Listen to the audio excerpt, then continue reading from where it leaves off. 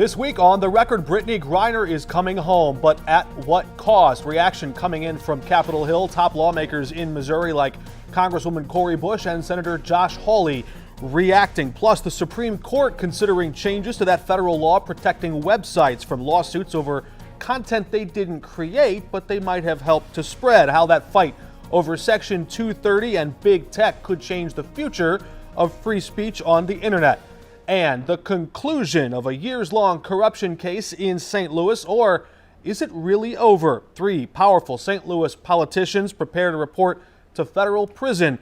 Our I-Team investigator, Christine Byers, joins us this week on The Record to help document their fall from grace and the revived push from Republicans for a state takeover of the St. Louis City Police Department. Does that stand a chance in Jefferson City? It's all coming up right now on The Record.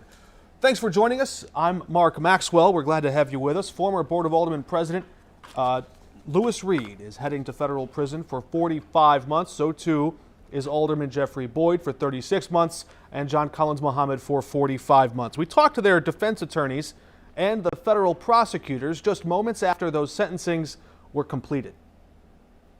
I think it's a sad day for the city of St. Louis, but I think that this investigation and prosecution shows that the United States Attorney's Office and the FBI here in St. Louis have time and time again worked hard to investigate and prosecute elected officials who break the public's trust. A federal judge sentenced former Board of Aldermen President Lewis Reed and Alderman John Collins Muhammad each to 45 months in prison, and Alderman Jeffrey Boyd to 36 months in a sentencing hearing Tuesday afternoon. We all need to trust the government that is here to serve our needs.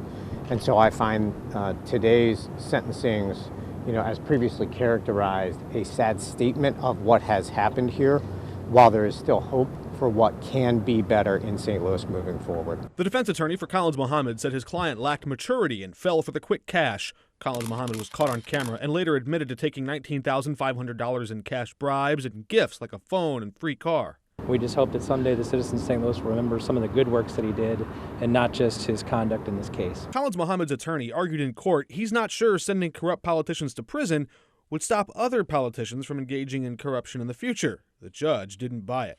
Part of the basis for his sentence is to deter others in similar elected official positions in positions of power not to do this, not to commit these types of corruption crimes. Former Alderman Jeffrey Boyd told the judge he battled PTSD and alcoholism after a military career. Boyd remained silent after his sentence.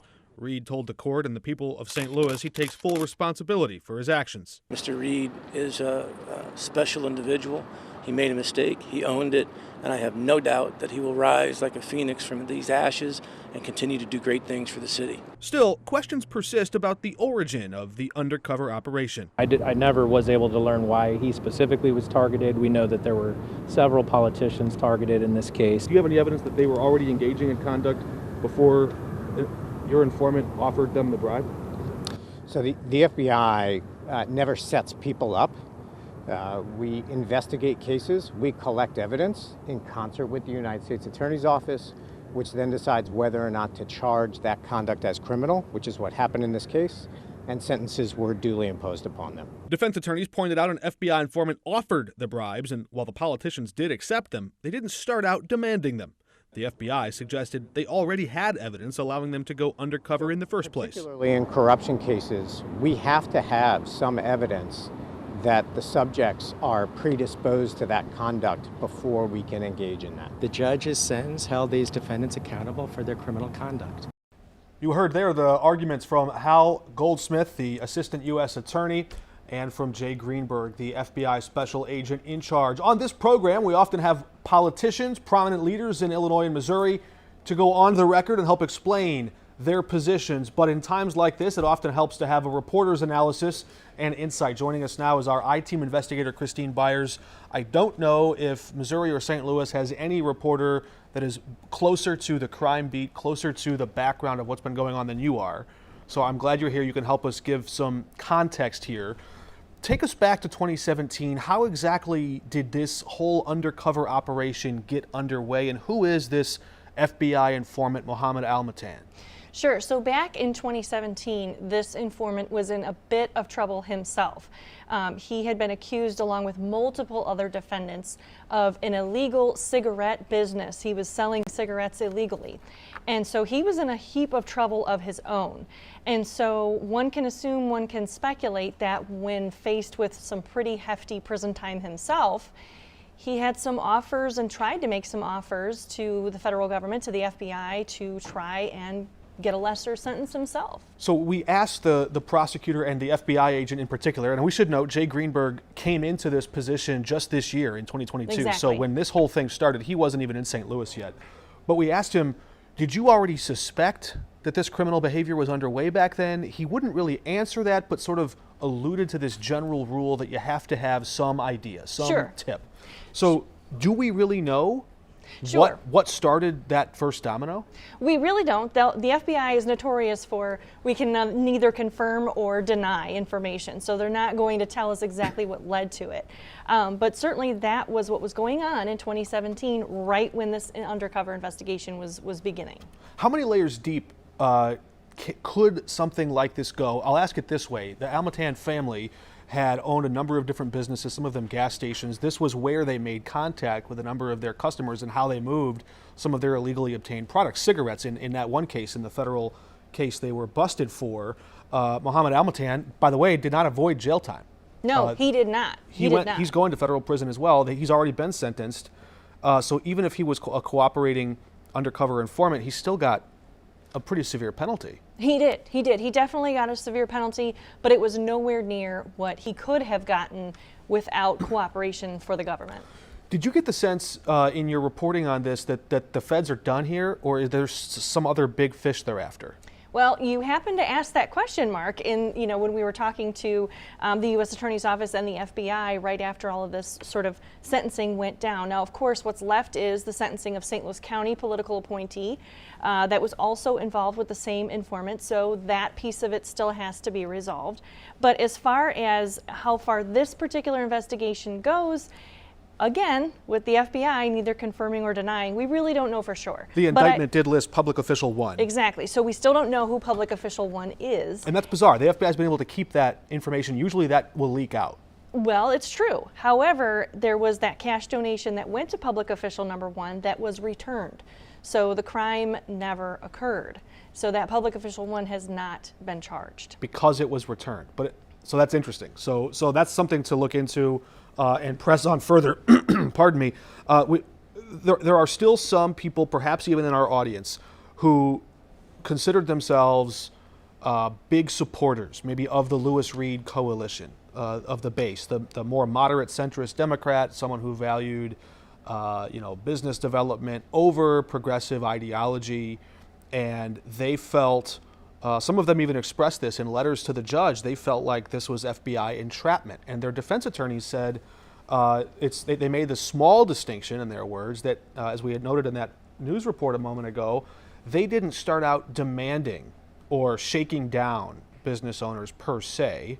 They did accept a bribe. Does that change any of the color here or the context, do you think?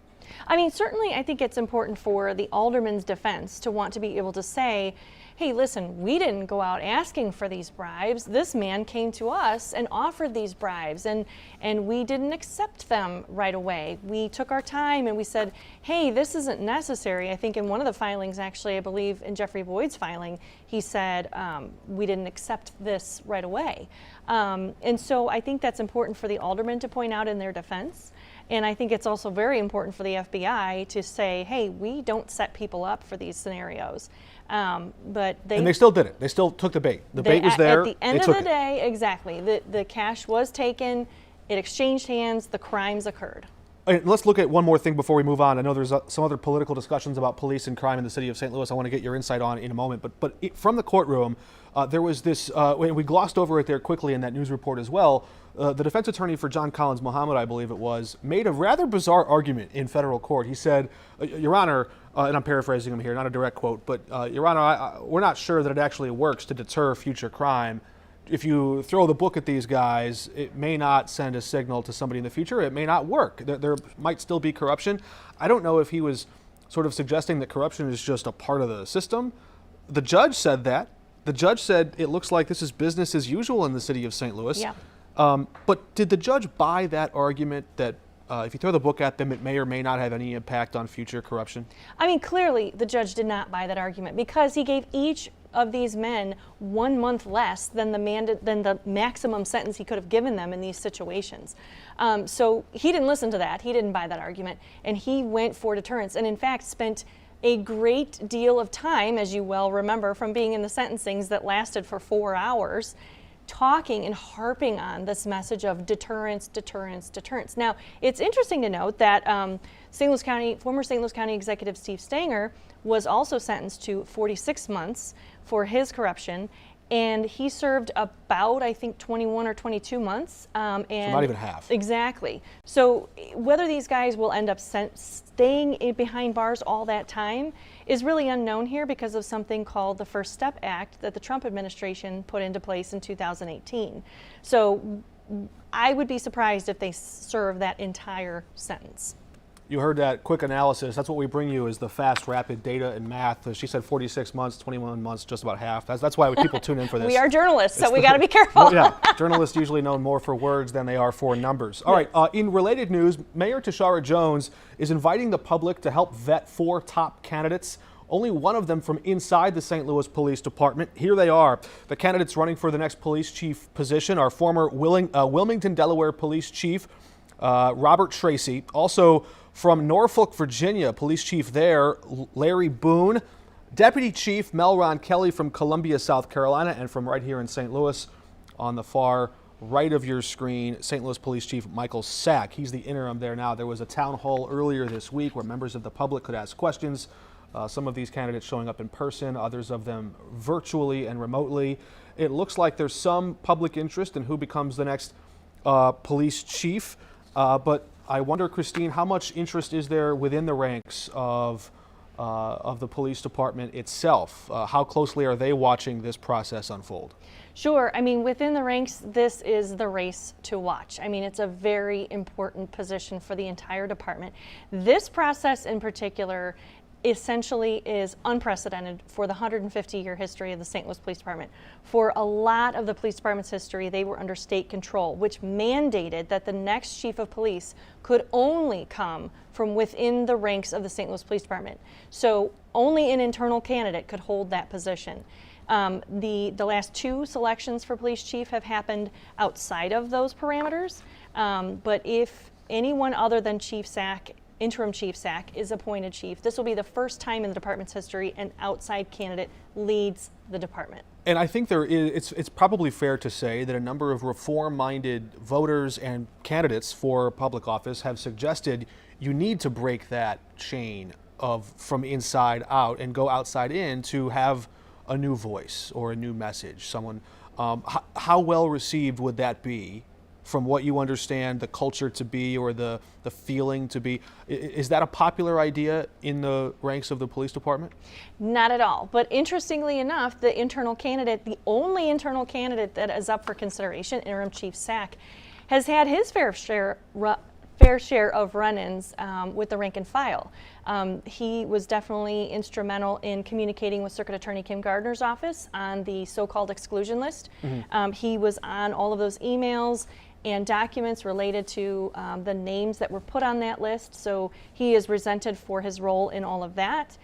So he's not exactly the most popular, but I think by making him the sole choice anymore right now as the internal candidate, if the rank and file had to choose, he would be the one.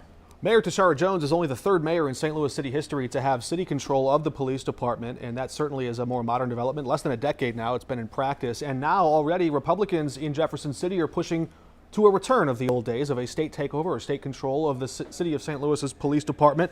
We want to get your insights on some of those developments. We know that there's been similar debate, and you were covering this even back when they brought the police department under city control. But first, here's a quick look back at the early signs of legislators filing new bills in Jefferson City as they prepare to return there to the House and Senate next month, and where this debate could be going. Take a look.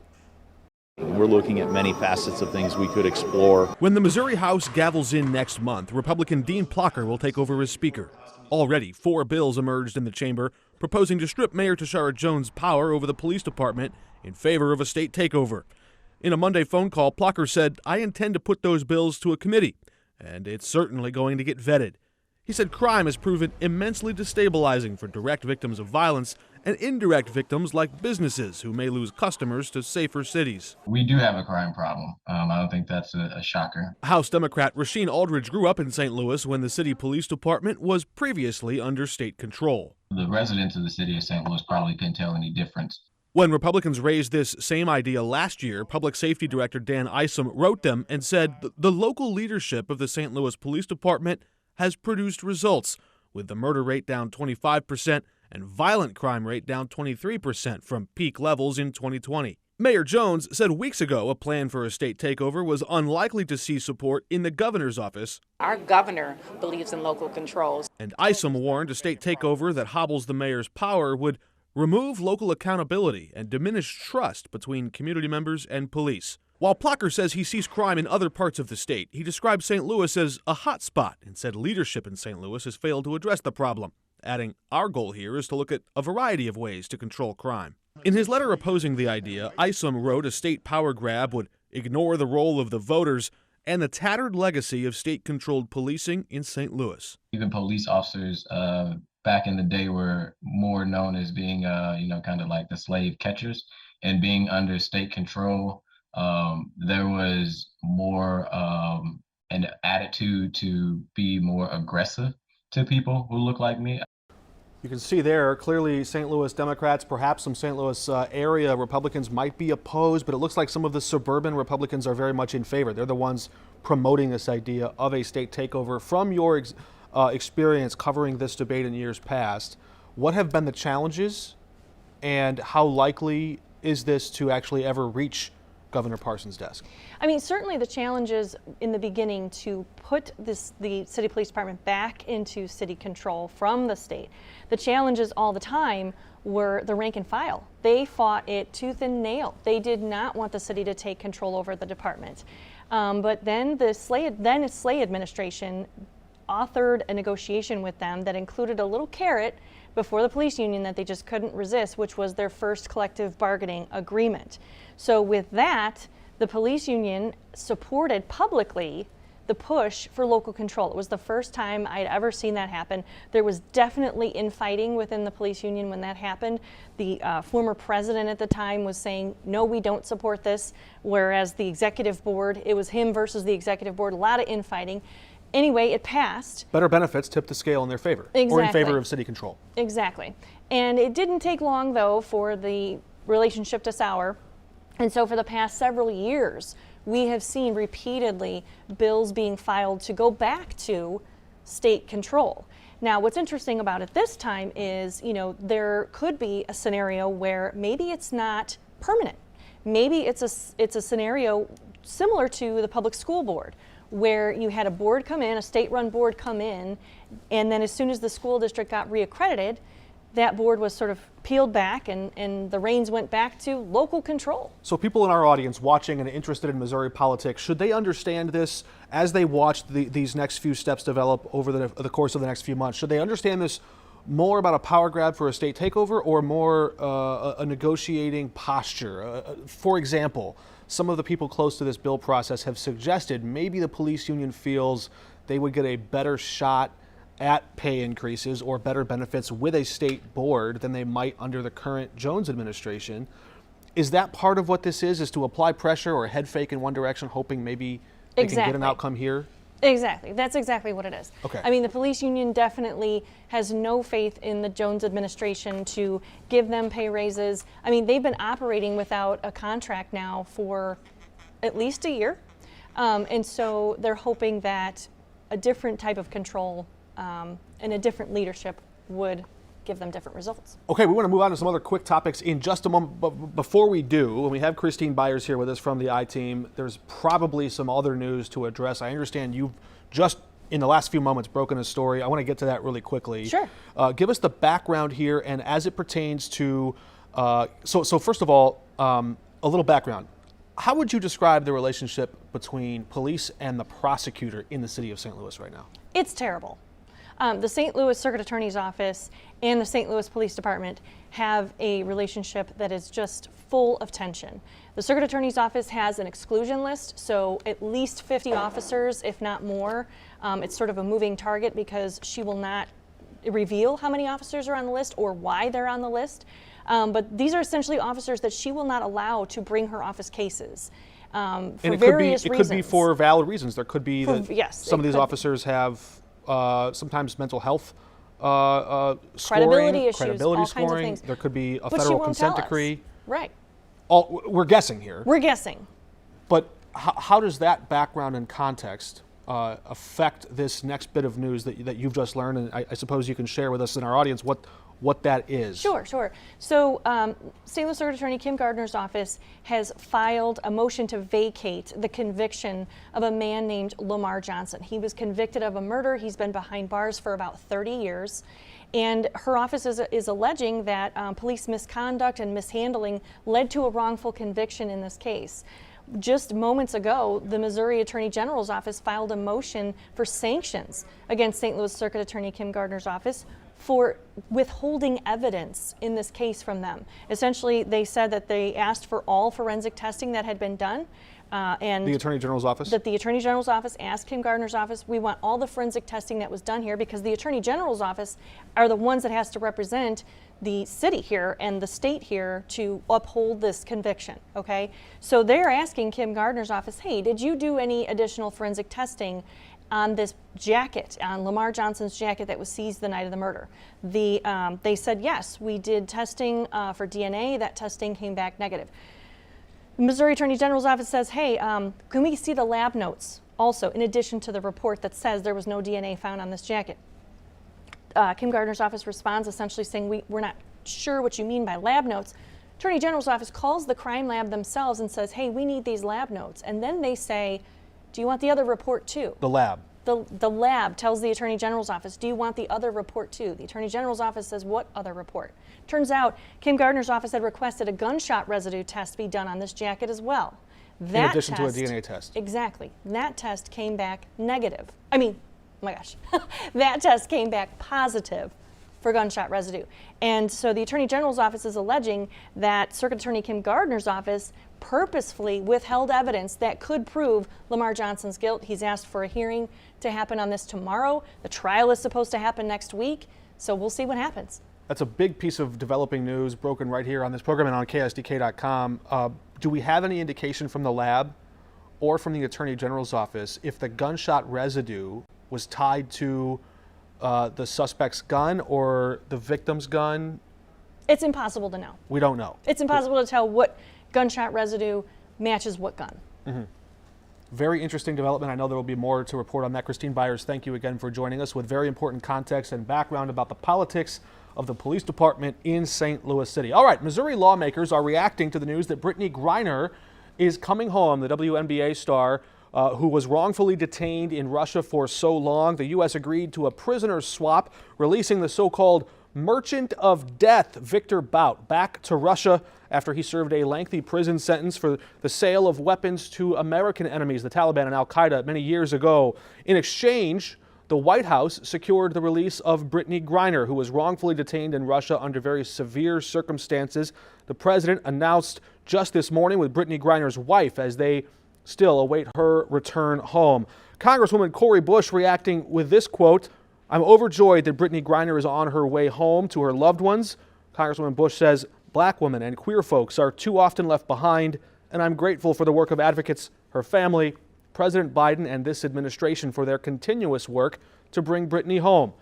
The quote continues, "As we celebrate, we must not ignore the fact that it is the same systemic and racist violence that led to Brittany Griner's unjust detainment as a political prisoner that continues to perpetuate the arrest, incarceration, and deportation of black and brown people across the world."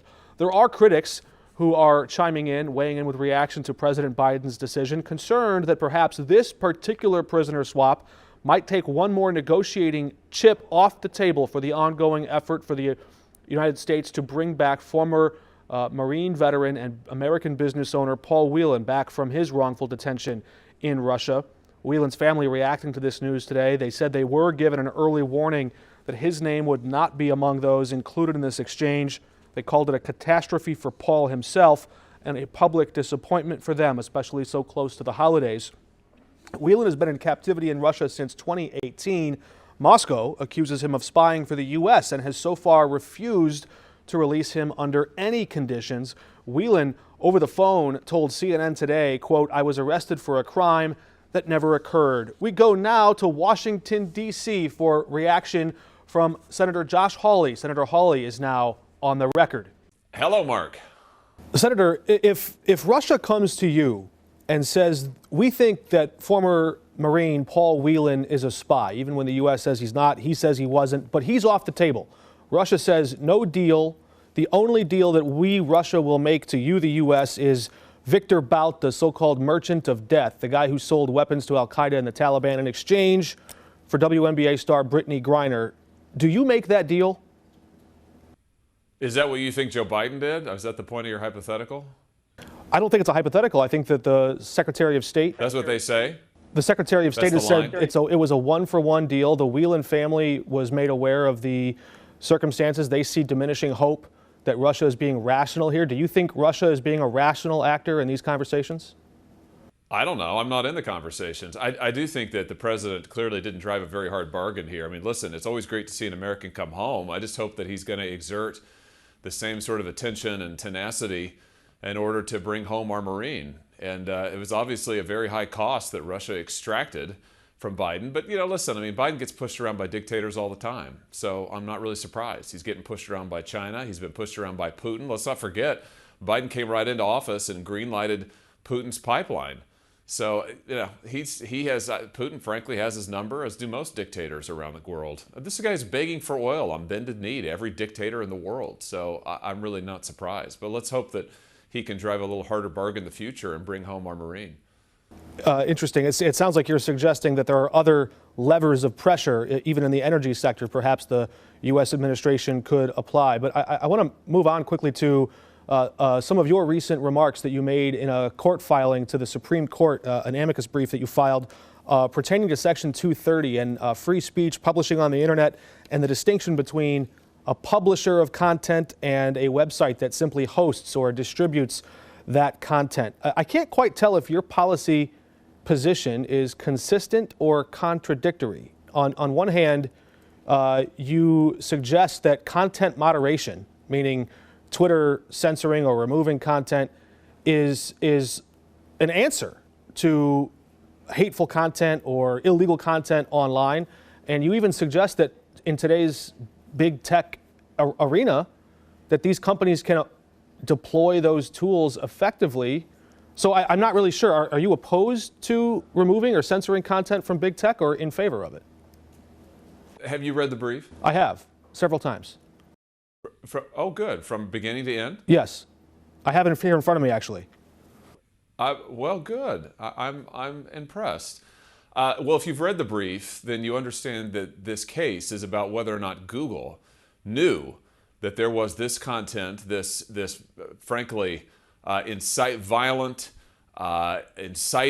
violence. I mean, this kind of content on their website, on their platform. Did they know it or not? And the evidence, I think, is pretty clear. Factually, they did know it because their own algorithm surfaced this content, and they knew all about it. And my view is that Section 230 is not a magic wand that immunizes these huge tech monopolies from any kind of liability when they know about illegal content on their servers, on their platforms. Google knew, and the fact that Section 230 is out there doesn't mean that they should get a get out of jail free card.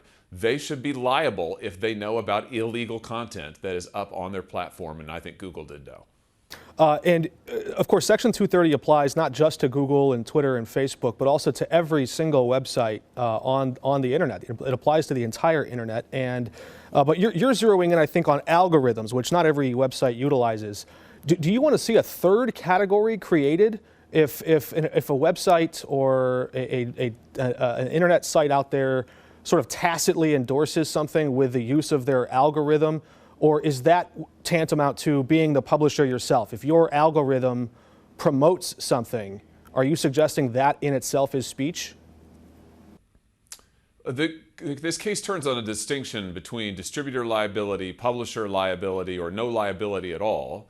What I'm arguing is that Section 230, contrary to what many courts have ruled, Section 230, at least as Congress wrote it back in the 1990s, does not abolish distributor liability. It says that if a distributor of information, like Google in this case, knows or should know that there is illegal content on its platform. We're not talking here about content that is in some way disfavored by them. We're talking about illegal content that is not protected by the First Amendment. If they know about that and they don't do anything about it, you can be liable. That's true of newspapers. That's true of any distributor. It shouldn't be any different in the internet context. Here, the algorithm is relevant because the algorithm surfaced the content for Google, and they talked about it. They knew. The algorithm brought it to the fore, was promoting it.